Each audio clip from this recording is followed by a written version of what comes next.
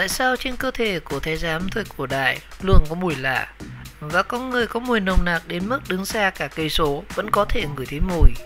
Và nếu trên người thái giám có mùi nồng nặc đến như vậy, thì tại sao hoàng đế và phi tần vẫn có thể chịu đựng được?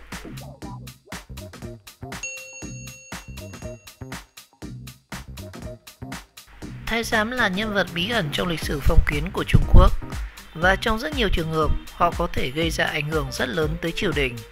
Mặc dù chúng ta đều biết rõ sự tồn tại của thái giám, nhưng có rất ít ghi chép lịch sử nói về họ. Và trong một quyển sách của tác giả Steadicam thì ông này có viết rằng giọng nói của thái giám sẽ trở nên ồn hơn sau khi bị hoạn. Và nếu họ bị hoạn khi còn là trẻ em thì giọng nói sau đó sẽ là như những bé gái. Nhưng nếu họ bị hoạn sau khi đã trưởng thành thì giọng nói sẽ ngày càng lánh lót hơn. Và ở thái giám thì cũng có một đặc điểm hết sức đặc biệt, đó là không có râu. Dù một người có bao nhiêu râu trên gương mặt trước hay sau khi hoạn thì bộ râu đó sẽ dần dần mất đi sau 2 hoặc 3 tháng tịnh thần. Và cuối cùng khuôn mặt sẽ ngày càng mịn màng và trông như một viên trân châu sáng bóng. Và ngoài ra trong quyển sách của tác giả Steadicam thì còn có ghi lại rằng sau khi thái giám bị hoạn thì họ sẽ mắc chứng đái dầm trong một khoảng thời gian ngắn, thường là từ 2 đến 3 tháng. Nhưng nếu thời gian này kéo dài lâu hơn thì đó sẽ là một vấn đề rất lớn. Và lúc đó thì thái giám sẽ bị thái giám tổng quản trừng phạt cho đến khi nào không còn đái dầm nữa thì thôi. Nguyên nhân là bởi vì điều kiện y tế thời cổ đại thì không hề tốt một chút nào, và không có cách khử trùng hiệu quả sau khi tịnh thân các thái giám. Họ sẽ phải tự mình vệ sinh các vết cắt. Nhưng đái dầm và thấm nước tiểu ra quần là chuyện không thể tránh khỏi. Và trong xã hội phong kiến thì người dân thường sử dụng những câu từ rất khó chịu và kinh tởm nhất để mô tả về mùi hôi từ cơ thể của thái giám. Có những lúc đứng cách xa 300 m đến 1 cây số vẫn còn có thể ngửi thấy những mùi hôi đó. Tuy nhiên thì mỗi thái giám thì có một mùi hôi khác nhau, và không ít người cho rằng thái giám trên người có mùi nồng nặc đều là những thái giám cấp thấp, rất khác với các thái giám ở bên cạnh hoàng đế mỗi ngày. Một số thái giám đã mặc quần áo thật dày để che giấu mùi hôi, nhưng đây là cách thức không hiệu quả, bởi vì vào mùa hè nếu mặc nhiều quần áo sẽ khiến cơ thể đổ nhiều mồ hôi hơn. Và cũng có thái giám thì đặt khăn tay vào dưới đáy quần để giúp vệ sinh và đồng thời hạn chế mùi hôi thoát ra ngoài.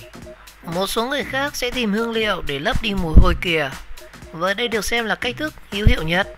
Chính vì sử dụng hương liệu mà các thái giám đã không khiến hoàng đế và các phi tần trong hậu cung khó chịu khi đứng gần họ.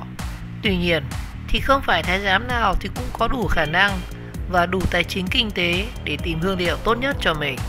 Và trên thực tế thì không phải thái giám nào cũng là người xấu. Một số thì họ rất tốt bụng. Họ thể hiện sự vâng lời và sợ hãi khi gặp những người có địa vị cao quý hơn mình. Nhưng khi gặp những người nghèo hơn, yếu ớt hơn, địa vị thấp hơn thì những thái giám đó thường rất chu đáo và sẵn sàng giúp đỡ nhau.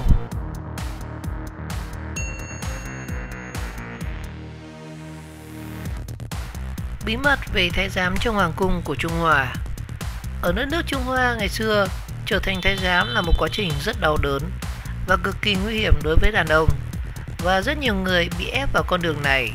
Nhưng cũng có những con người tự nguyện để theo đuổi một cuộc sống nhàn hạ. Thái giám hay còn gọi là hoạn quan, công công hay là tự nhân là những người đàn ông không còn của quý phục vụ trong cung đình của Trung Quốc, và đây được coi là một truyền thống rất lâu đời. Và thái giám có rất nhiều phận sự, nhưng quan trọng nhất chính là canh giữ hậu cung của hoàng đế, không để đàn ông có thể chạm vào các cung tần mỹ nữ. Dù các cô gái phải chôn vùi tuổi xuân trong cung cấm mà chưa một lần được thấy mặt Đức Lăng Quân của mình. Và theo quan niệm của Khổng giáo, quan niệm rằng hoàng đế chính là con trời, có bổn phận sinh ra con trai để duy trì sự hòa hợp giữa trời và đất. Và thời xưa thì tỷ lệ tử vong ở trẻ em còn rất cao. Do đó thì hậu cung rộng bao la được xây ra để tạo ra các ông vua Trung Hoa yên tâm rằng một vài hậu duệ sẽ sống sót đến tuổi trưởng thành. Những truyền thống đến 2000 năm, biên niên sử còn lại lưu chép các hoàng đế Trung Quốc sử dụng các đàn ông bị thiến làm người hầu từ thế kỷ thứ 8 trước công nguyên. Còn các sử gia ngày nay ghi nhận thái giám bắt đầu giữ vai trò quan trọng dưới triều Hán Hoàng đế năm 146 và 167 sau công nguyên. Việc thái giám giữ chức vụ trong triều đình đồng nghĩa theo thời gian họ có thể gây ảnh hưởng lên ngai vàng và thao túng cả triều chính, thậm chí gây họa diệt vong cho một số vương triều. và quyền lực của thái giám duy trì một phần chính nhờ tham vọng của các gia tộc bên vợ của hoàng đế, phần khác thì do lối sống khép kín của hoàng gia Trung Quốc phải tuân theo. Hệ thống thái giám chính thức cáo chung vào ngày 5 tháng 1 năm 1924, thời điểm hoàng đế Phổ Nghi bị đuổi ra khỏi Tử Cấm Thành. Và tính ra thì ông vua cuối cùng của Trung Quốc được sống trong nhà mình thêm 12 năm, tính từ lúc của cách mạng Tân Hợi đổ nhà Bán Thanh vào năm 1912. Nhìn chung thì có 4 cách đàn ông Trung Quốc thời xưa trở thành thái giám. Một là bị gia đình ép buộc, bị bán cho triều đình từ lúc còn rất nhỏ. Thứ hai là nghèo đói không còn lựa chọn. Thứ ba là tự nguyện với hy vọng có cuộc sống sung sướng hơn. Và thứ tư là các phạm nhân thay vì chịu án tử hình thì lại đổi thành thiến. Những ca mổ ảnh hưởng đến cuộc đời. Gần Tử Cấm Thành thì có một cái lều nhỏ, và đó là nơi các thái giám tương lai nói lời chia tay với của quý của mình. Các mổ sẽ do một thầy lang phụ trách, và từ công đoạn cắt cho đến quá trình hồi phục với sự giúp đỡ của một vài học trò. Đầu tiên họ sẽ dùng băng để buộc chặt bắp đùi và bụng của bệnh nhân để tránh xuất huyết quá nhiều. Thuốc gây tê từ thời nhà Thanh chính là tương ớt. Bộ phận sắp bị cắt sẽ được tẩy trùng bằng cách rửa sạch 3 lần với nước ớt. Một người đàn ông sẽ dùng sức để banh và cố định hai chân của bệnh nhân để tránh các cử động bất ngờ. Hai người khác thì giữ phần eo và để chặt hai cánh tay. Tiếp theo thì thầy lang sẽ tiến lại gần với con dao nhỏ và lưỡi hơi cong trên tay và hỏi: anh có hối hận vì điều này hay không? Và nếu người đàn ông do dự thì ca mổ sẽ lập tức dừng lại.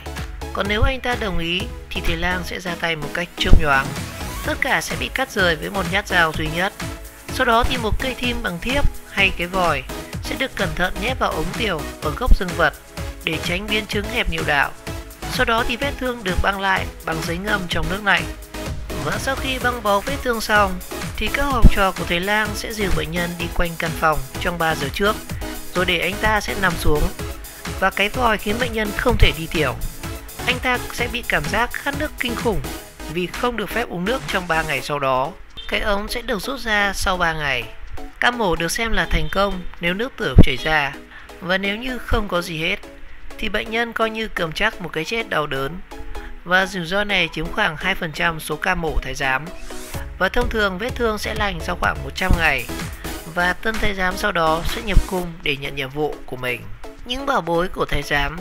Sau ca mổ thì 3 món bảo bối, tức là 2 tinh hoàn và dương vật của tân thái giám, sẽ được trữ trong một cái bình niêm phong và đặt ở trên chiếc kệ rất cao. Điều này có 2 lý do quan trọng.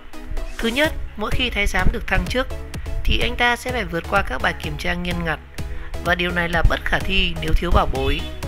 Và bài kiểm tra là cơ hội để mấy tay thầy lang kiếm trác, vì lắm khi bệnh nhân quên mất việc thu hồi bảo bối sau ca mổ. Bảo bối thậm chí có thể mượn, mua hoặc thuê bằng tiền mặt. Và thứ hai, khi thái giám chết, anh ta mong muốn được chôn chung với bảo bối, và nếu bị thất lạc thì anh ta sẽ tìm mọi cách để có được cái khác. Thái giám muốn chết một cách toàn vẹn, vì chỉ có vậy thì anh ta mới có thể đầu thai trở lại làm đàn ông ở kiếp sau. Và người Hoa cổ tin rằng Diêm Vương sẽ biến kẻ nào mất của quý thành con la cái. Đó là tại sao thái giám sợ mất bảo bối đến như vậy. Và theo nghiên cứu về thái giám của Trung Hoa công bố vào năm 1817 của tác giả phương Tây Scatterton, thì việc mất đi bộ phận sinh dục ảnh hưởng đến tính cách và khiến thái giám trông già hơn tuổi rất nhiều. Họ dễ bị xúc động mạnh, bao gồm nóng giận, mất kiểm soát, và mất hormone đàn ông khiến giọng nói của thái giám có âm cao, sức mạnh cũng mất đi. Họ không còn kiểm soát được bàng quang nên thường hay đái dầm. Và người Hoa có câu hôi như thái giám cũng từ đây mà ra.